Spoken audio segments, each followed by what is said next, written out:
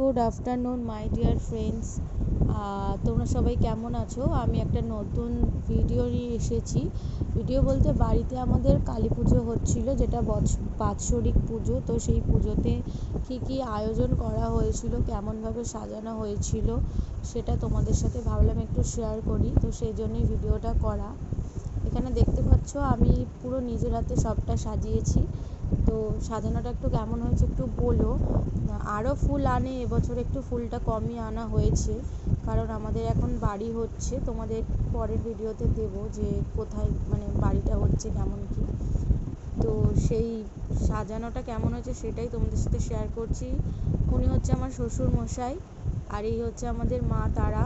মানে আমরা ফটোতেই এখন পুজো করি আপাতত, কারণ আমাদের সিঙ্গুরে কালী মন্দির ছিল, তো সেখান থেকে এখানে যখন মন্দির মানে আনা হয় মাকে, সেইভাবে আনা হয়নি। তো সেই জন্য আমাদের মূর্তি পুজো হয় না এখনো পর্যন্ত, ওই ফটোতেই পুজো করা হয়।